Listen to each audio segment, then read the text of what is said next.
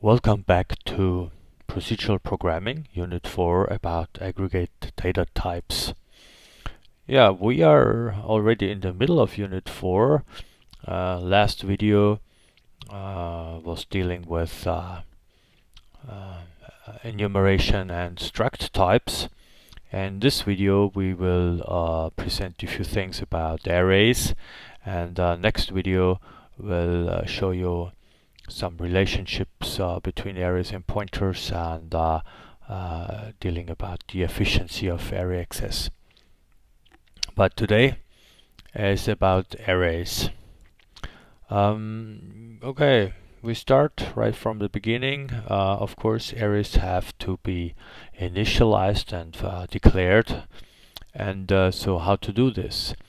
You see here the declaration of an array of 10 int values, and you see here this is the variable grades of and this is an array of type int.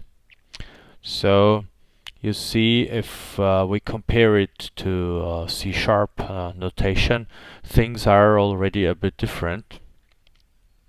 So because in C# we have the new keyword here saying we create a new int array of length 10, and we assign it to a variable grades of type array of int. And yeah, this has lots of implications, because in C we don't have an int a new operator here, and so this means that arrays are allocated at a different piece of memory, and this has a few implications which we will see during this and next video. Okay, initialization is a bit more similar to the C# way to do things. Here again we have the name. We say it's an array and it's an int, so this is still a bit C-like, but then we write down simply the list of values we want to assign to each element of grades in this case. In the background there is again lots of differences, because maybe you remember in C#, if we write an initializer list like this, there in the background there is hidden from us, there is again a call of new int, and this is not the case here in C. Finally there is also a different, or maybe this is also some kind of a convenient thing. We could say we have, for example, a variable 0 vector array of integer with 5 elements, and we simply assign only one 0, and the compiler is then assuming that the rest of the list should also contain zeros. Good. How do we access things? This is not too much of a surprise. Here see again this example, we have an grades being an array of an array of integers with 23 elements, and we can access as in C#, we say grades of 0 or grades at index 2 to assign the first and the third element. Yeah. One interesting thing, and this is again different to C#, if we want to access the 24th element, okay, we write we want to have grades at index 23 Okay, and maybe you remember in C Sharp, if we would write something like this, we would get the index out of range exception. Uh, but be careful, C does accept this. You will get no exception, no nothing. It simply tries to access that memory. And you as a programmer, you have to pay very close attention to these boundaries. So, well, now we have the basic things about arrays. Question is, how can we pass an array to a function as an argument? So consider the following example. We have again our array grades, an array of 23 elements of type int, and we pass this to a function init array, and we say, okay, here this is our array, and it has a length of 23, and we want to initialize it with the value 5. So all the elements of grade should be initialized by 5. There is just one thing to first of all, does it work?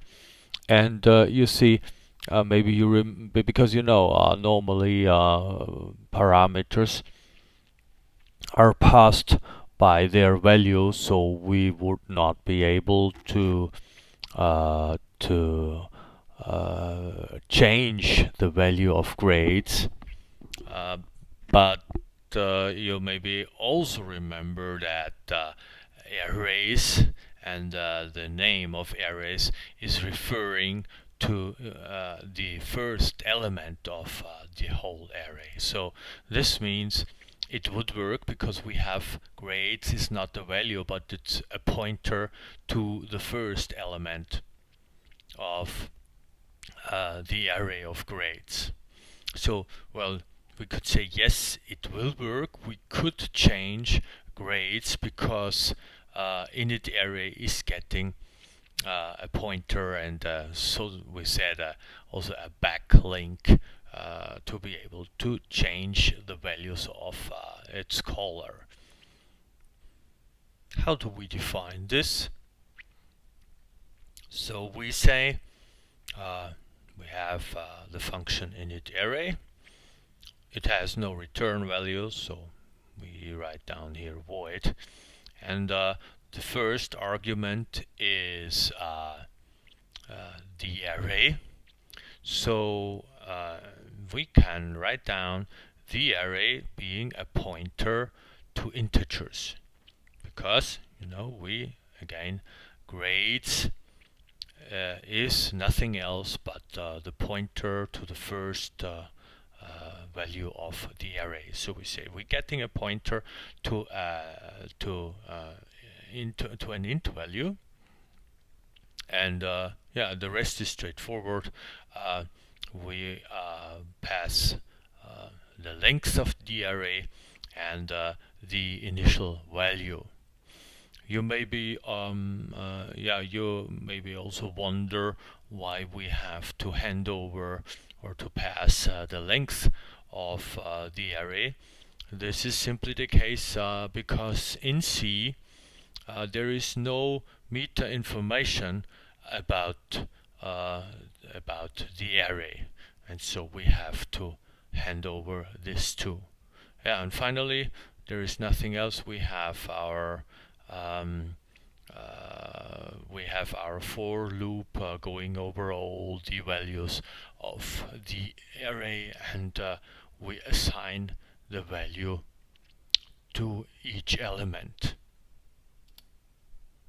Good. This is maybe a perfect point to switch over to the editor and simply try this out, how it works. And okay, let's go over here. We have everything here, the shell and editor, and we just increase our or we focus here on our editor and stuff. Okay, we simply try this out now. This init vector thing, so we add a new file and we call it init vector .c. Okay, a few things we always need. The standard IO and our main function. So argument count and argument vector. Good. And now I just want to show you what I want to accomplish in the main function. I want to declare a vector, and this should have some length, and so I don't know, just call it vector length. So in order to be able to use this, we have to define this constant, and then I want to call a function init vector, and here I want to pass the vector, and we say it has some length, and furthermore an initial value, take 1 or something, doesn't really matter. And then I want to call another function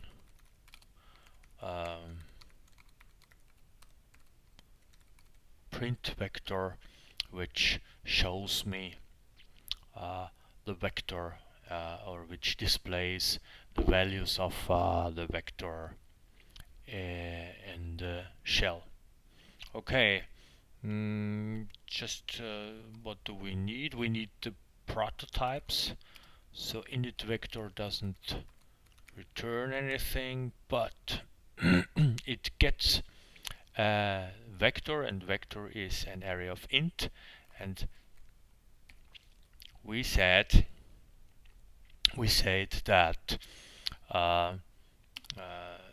we denote it here as the pointer to the first element, and then we have the length, and we have the initial value. And then we need a function print vector. Again, it doesn't, print vector. It doesn't return anything, but it gets again the array. It's the pointer to the first element, and we need the length. You remember, we always have to hand over the length, or we have to get this information via some extra mechanism, because compared to C#, we don't have any meta information in the vector.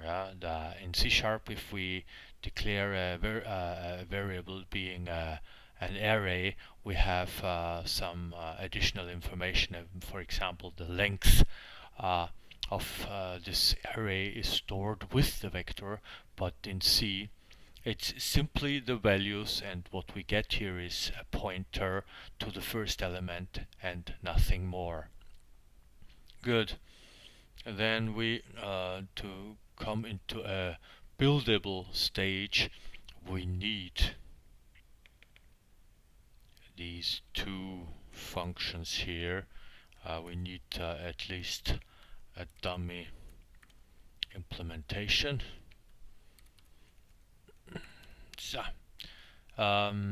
now we should be compilable, just and also linkable. Give it a try here. Okay, again, you are trying to anticipate what I'm gonna type here. Vector minus WL minus pedantic minus standard is C99 init vector dot C. Okay. Yeah, it builds. So we did everything right, so we can go to the implementation. Maybe you remember, it's simply iterating over the all the elements. We start with 0, we stop when we reached the end, and and what we do is we say vector at index I equals init value, and that's it. And printing the whole thing is very similar. Oops.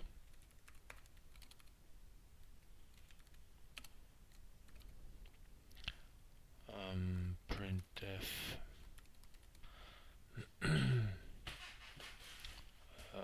%d vector I. Oops. Zip.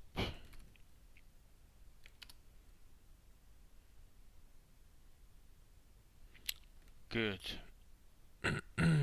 Should work. Good. We were able to build it, and yeah. This is not so nice here because, oops, sorry. Oops. Good.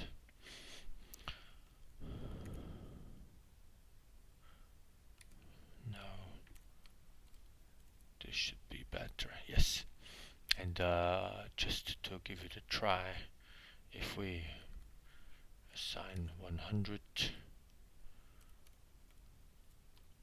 yes, so it does what we expected. Summarizing, here we are denoting the array of int values.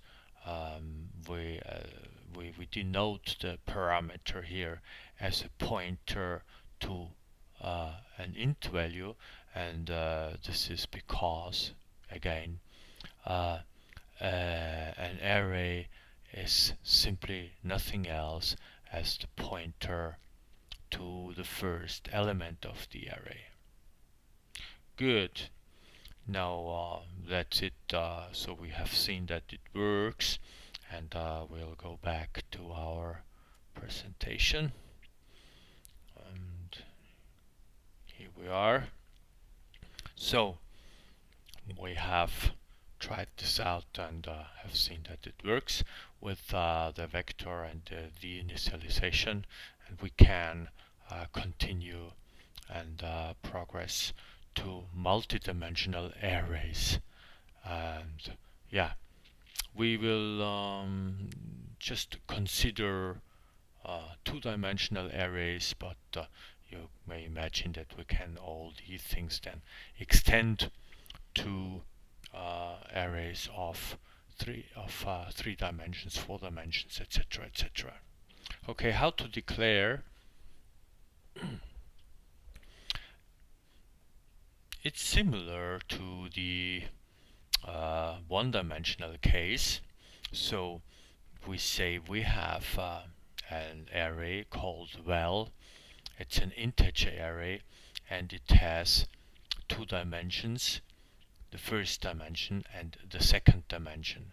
Take care, it is not separated by a comma, so you have to put each dimension in a separate block with these brackets.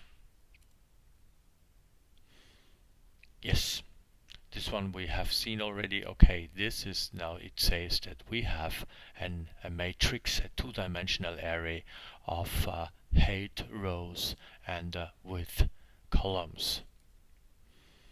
And initialization is pretty straightforward. Again, we could say, for example, here we say we have an array of 4 rows and 3 columns, and then we could initialize using these curly braces. And we are again, so this is a nested, we could say a nested list, where we say for each row we have 3 values, because we have 3 columns, 4 rows. So each row is 3 values, and we have 1, 2, 3, 4 rows to initialize this list. Again, if our list here has too few elements, the rest is set to 0. How do we access elements in a multi-dimensional array? So if we have the array well as defined before, we access the element at index ij. We access this simply by denoting the element at position I and j. Again, it's different to C# because we have each dimension separated by this index in the brackets here. Yes. Then we finally consider how do we deal with multidimensional arrays and as function arguments. So the call itself is pretty straightforward. If we have a multidimensional array, well, we simply can write it down. And now the interesting question is more, how do we define this function? And here you see it's not a simple pointer, as we can write it down here, as we were able to write it down in the one-dimensional case. We have to provide these dimensions here. And the reason why we have to do this, this reason I will show you in the next session. Here we simply accept this, that we have to write down the dimensions of height and width. Just to see what really goes on here, we assume some very concrete values for height and width, and yeah, and then this is simply a matrix of 3 rows and 4 columns. And if we now want to access the element at index 1 and 2, we just have to count here 1, 2, and it should be 7. Yeah. No real news.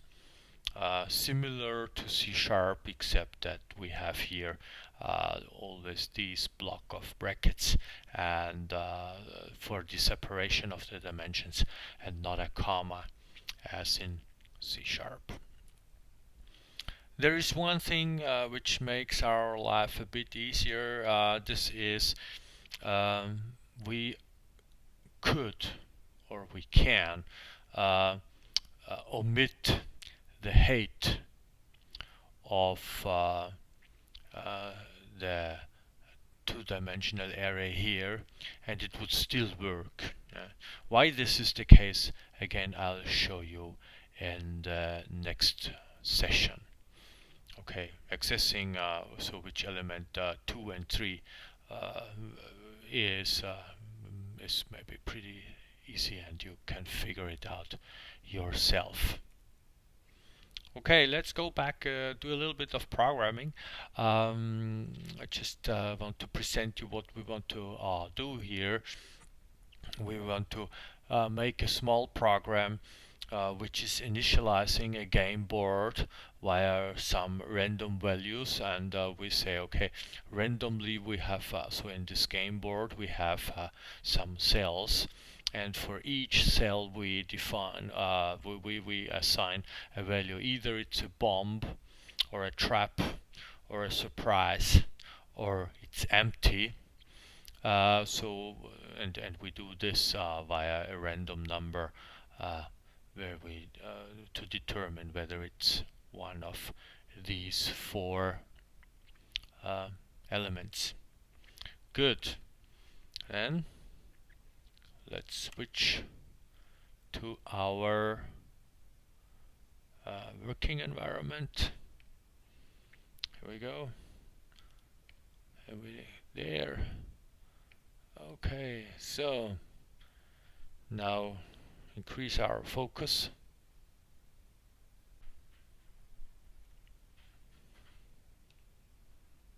Good. So things should be readable again. Okay. Now we are game board.c. So maybe this is a good name for our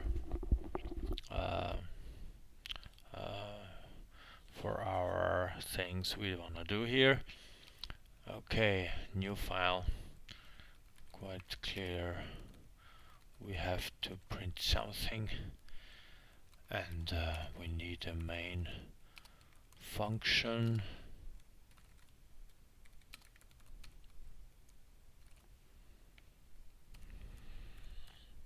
Good. Now good, let's start and write down a little bit what we want to have. First of all, maybe we should think about how do we organize our information. Basically, we could say, what is a board? And the board is of course some array, a two-dimensional array of cells.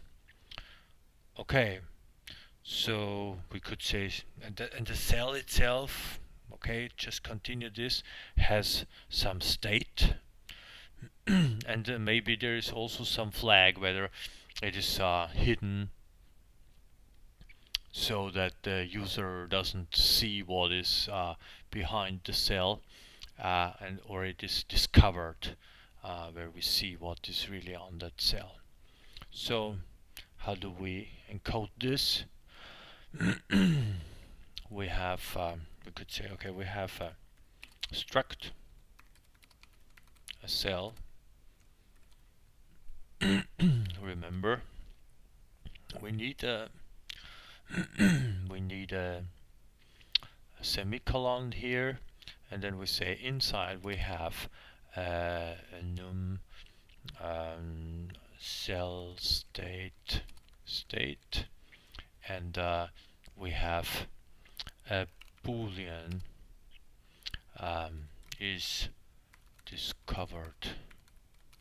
So if the cell is discovered, then we are showing the cell state, and if it is not discovered, then we simply show a dot or something like this in order to indicate that there is the information about the cell state is hidden. Good. Now we could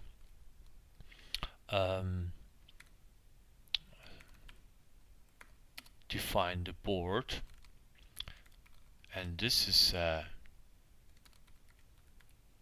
board is a variable, and it is of type cell, structure cell, and we simply write down something like, I don't know, field board, so board height and board width, or maybe even better, rows and columns.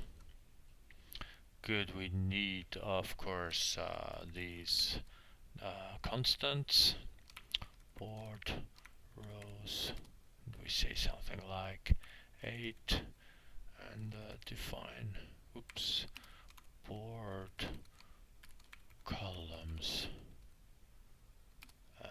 10. Okay, remove the semicolon because it would not make any sense and cause an error. Good. So good. Then we could say here we have now declared the board, and we want to call init board, and we hand over the board, and strictly speaking we should also hand over, of course, the rows and the columns, but since we are only using this context here, we simply access to these global constants, so we don't have to hand over these. And then we do something like display board again. Okay. So the board itself has to be passed to these functions because we have the board itself locally defined within main, and it would not be possible to access these this board here, this name here, in the function init board or display board. So good. The next thing is pretty straightforward. We need the prototypes. So, and we have said in the presentation that the board has to be declared here by its full dimensions, since we are a bit defensive here in our way to program. We give both dimensions, and we will, if this really works, then we will try to remove the information about the first dimension and see whether it still works. So init board, display board. Okay, this should now work. And to bring us into a buildable state as soon as possible, we just add some empty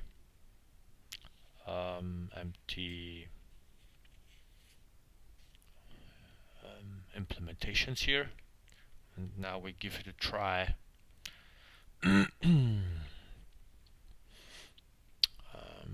Whether it works. GCC -o game board.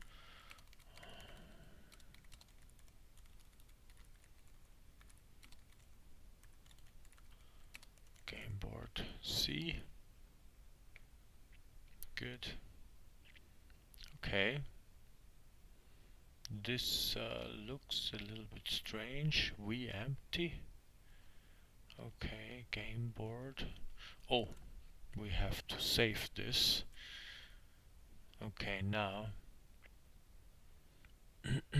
Aha, okay, yeah, that's good. The first warning forbids forward references to enum types. And of course we are referring to an enum here, which is not declared yet. So we have to write down cell state, and we have maybe remember we have so we could say it is either free, or it has a bomb, or it has a trap, or it has a surprise.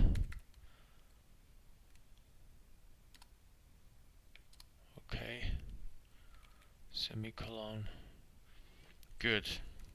Now we have the cell state, and here again, here we have an error around about here again the enum cell state. Yeah, and there is okay. Now just give it a try. Yes, so we are able to we were able to get rid of all these errors and warnings except the one about an unknown type name bool. I think I already mentioned that bool is not part of the standard C definition, but we could work around this, and because there is one header file defining the bool type, and this header file is standard bool.h, and here we have defined bool and the two labels true and false. So just give it a try. Yeah, now it works.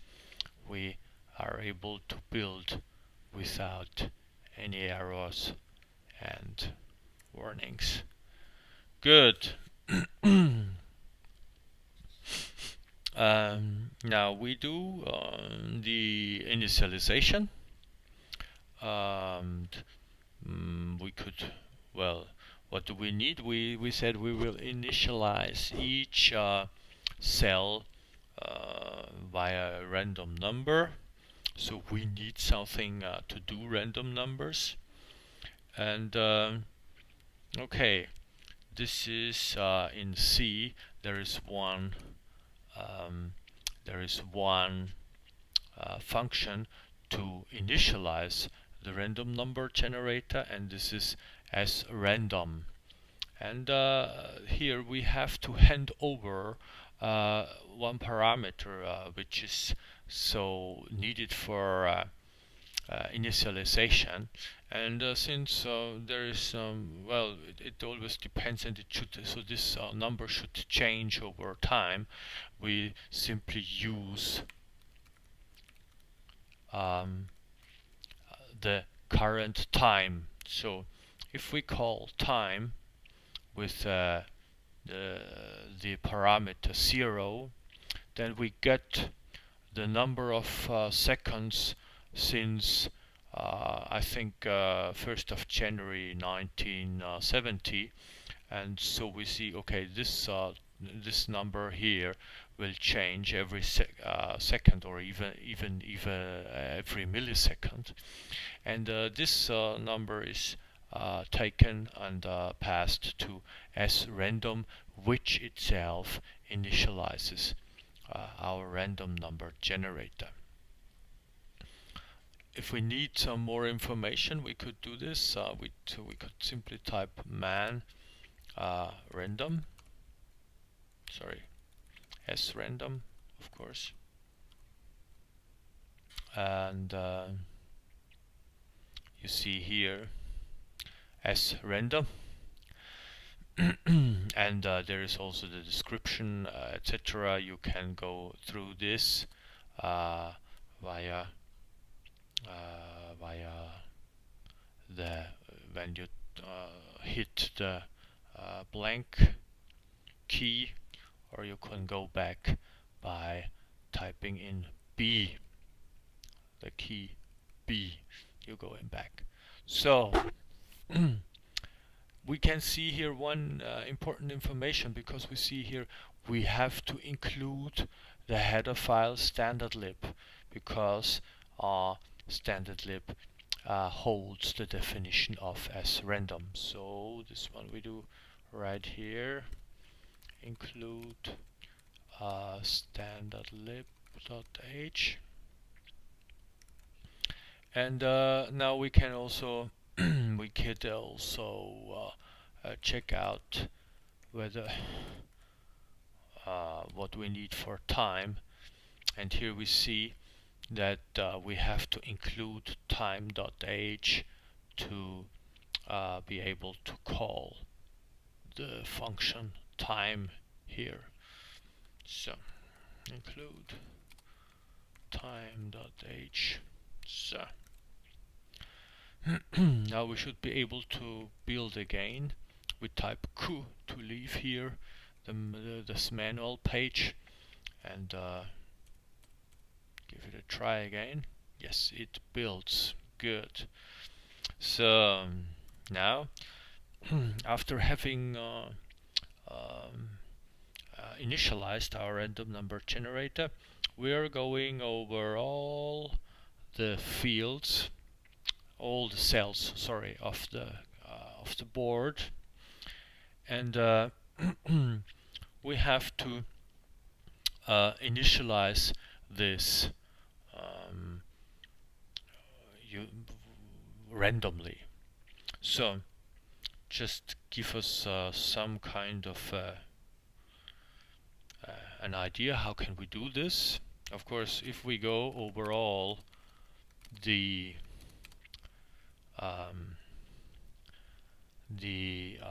elements, we need 2 for loops.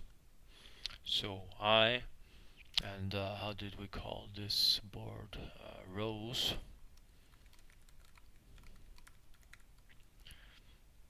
I plus plus, and then we are J board columns J plus plus. Good. Now we do something.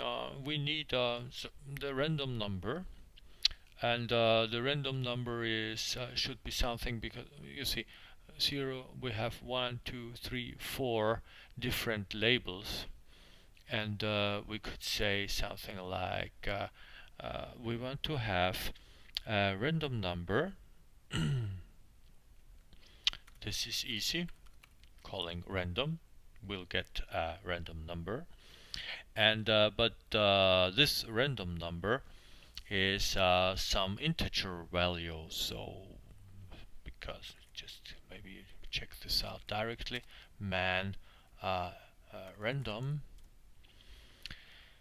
and you see here random, it returns a long, and this means, if you see the description here, the random function uses a nonlinear additive feedback random number generator, so we don't care too much about this one. It's a random number generator employing a default table of size 31 long integers. So it says that it returns successive pseudo-random numbers in the range from 0 to 2 to the power of 31 minus 1. So we don't need that high numbers. We just need numbers between 0 and 3. So what can we do? An old trick our good old friend the modulo operator, and we say if we take the remainder of the division of some number and 4, we will get some uh, some value between 0 and 3. So, and this one, now next trick, we could say, okay, int init state.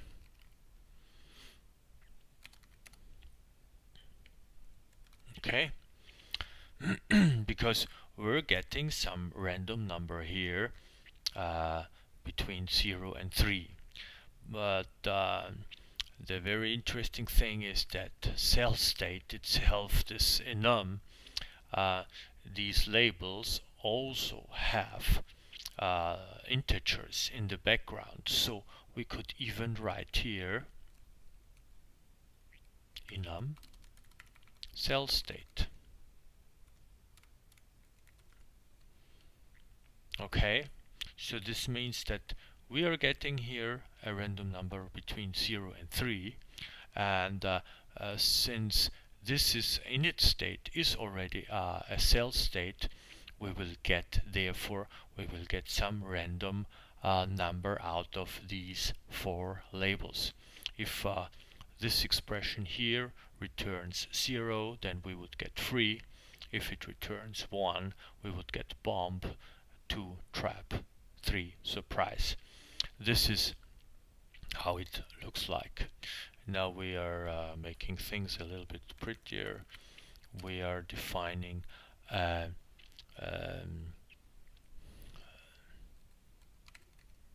constant states count 4,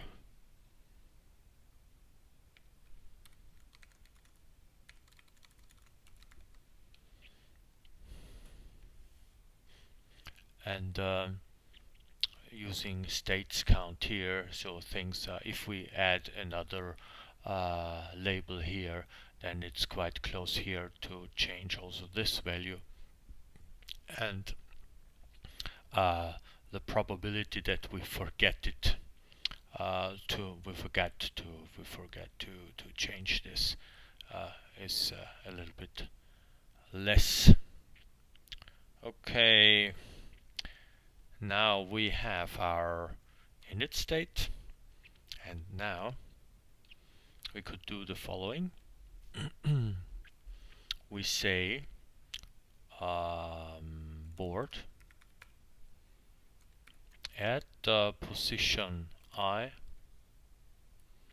and j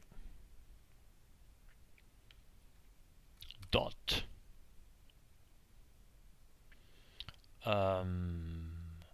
dot, how does it called, state equals init state. Okay, and board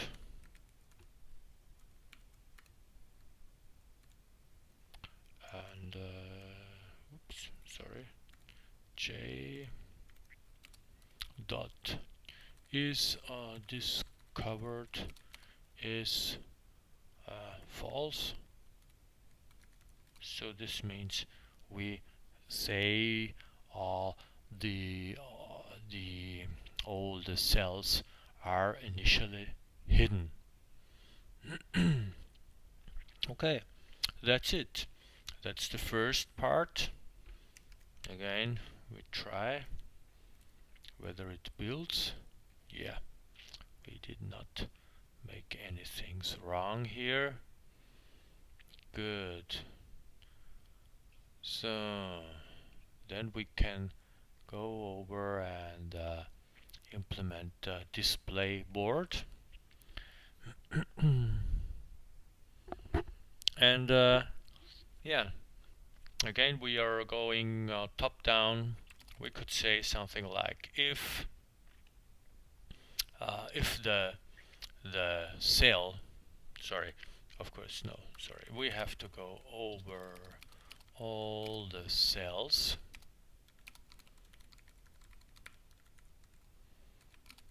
I plus plus and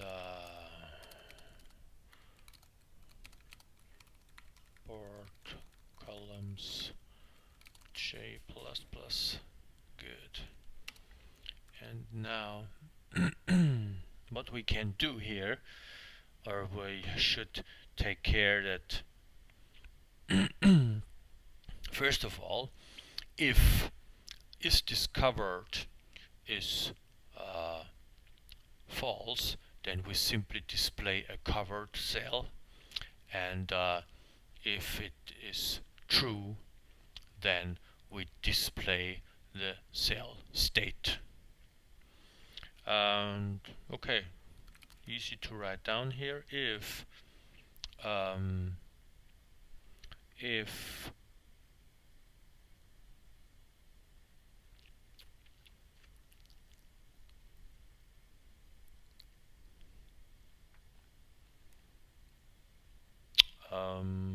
well, just give me 1 second. No, we do the following.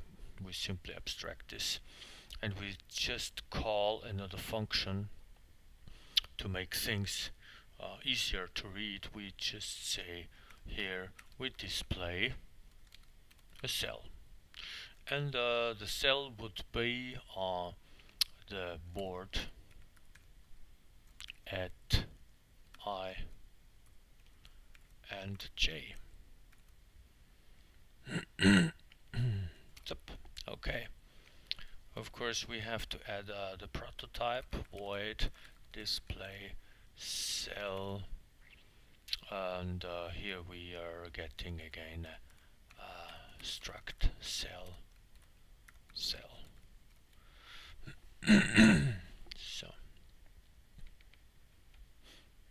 good. Copy.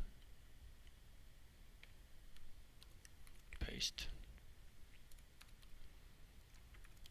Good. Try again. It works. Good. So then, what do we do with cell? Now we can start with our if. We say if the cell, no, not state, is discovered. If the cell is discovered, then we say display cell state, cell.state, else, oops, sorry, else display covered cell, maybe something like this. Okay, here we need something, void display cell state, sorry, state. This one is getting a cell, oopsie, enum cell state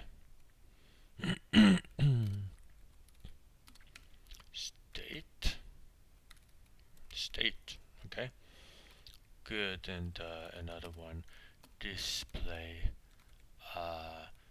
covered cell. No, there is nothing in there, that's it. So again, copy, and here some empty implementations, and here we are. Good.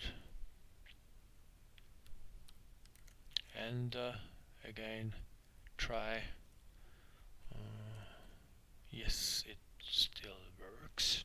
So now display cell state is best implemented again here using a switch, because we have, oops, one thing, we have these labels here, and we do something like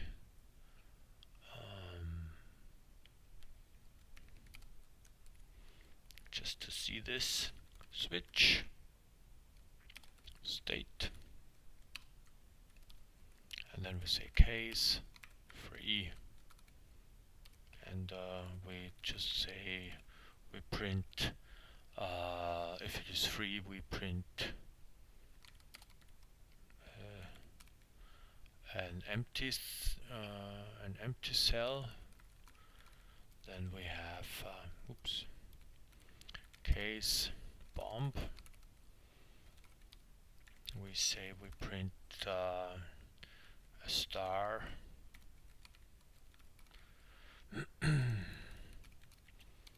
If we have a trap, we print don't know, an X. Break. And if we have surprise, we print a question mark, something like this. Okay, good. We have all our values covered here, and we have this one, and yes, we have then finally, just give it again a try whether this works. Yes, it does. So oops, we should save before trying, but nevertheless it works. And displaying a covered cell is pretty easy. We just print a dot, something like this. Okay, so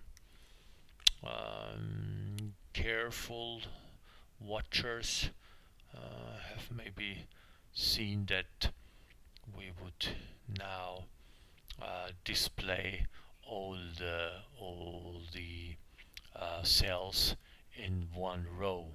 I'll show you.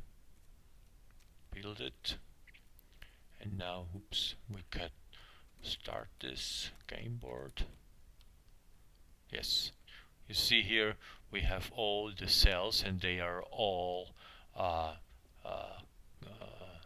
covered because we initialize these guys with false. So we are always going into this branch of our if. This means that we are just seeing covered cells. So first of all, we should fix the problem with displaying all these guys in one row, because we should change the row. So this means if we display the board and within the inner loop we're displaying one row, this means if we exit this inner loop, we could, or we have to change the line. Give it a try again. Yeah, now it looks better. So we have 1, 2, 3, 4, 5, 6, 7, 8, 9, 10. 1, 2, 3, 4, 5, 6, 7, 8 here.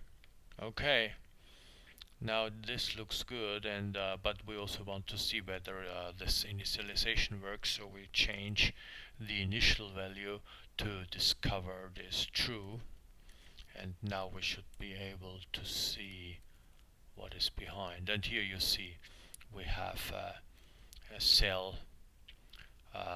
The first cell is a trap, then this is free, this one is a bomb, a trap, lots of bombs, free, etc, etc. And so you see this is so the assignment of these different cells is quite randomly, so things look very good here. Good. Now we are pretty done. We just I promised you that we try out whether we can omit the first dimension. So just go here, we have this one, and we say, okay, now it should work without saying how many rows we have. And okay, here, okay, this is the original declaration. Of course, here we must not change this one. And okay, so here we are. Here we are again. Okay, and here we anyway did not change it. So okay, you see, it builds, it still builds, although we have thrown out the information about the number of rows, and we call it, and it still works. Of course, the initial values are now different to the ones here above, of course, because it's randomly generated. Good. That's it. I hope you were able to follow the whole stuff here. And just to repeat, we have a board here, which is a matrix, a two-dimensional array, and we were able to pass this two-dimensional array to different functions. And when we changed, or when we passed the board over to the functions, we had to state the we had to give also the borders of of these dimensions, except the first one. This one we can omit. And as I promised you, I will show you in the next session why this is the case. So we're done here. Let's go back to our presentation. Good. We have the board. This initialization of a game board is finished, and now we can. I think we're pretty done. Means that it is just left to look into our summary, what we did today, and so we have done the following. So we were talking about arrays, and you know how they are declared, and how you can access members of arrays in C. And we were also discussing parameters, arrays as parameters, where we figured out that in the one-dimensional case it's easy because it's simply a pointer to the first element.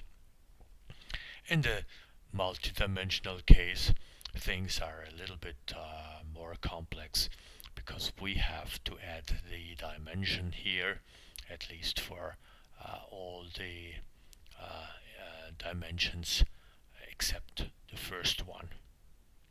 Good. That's it for this session.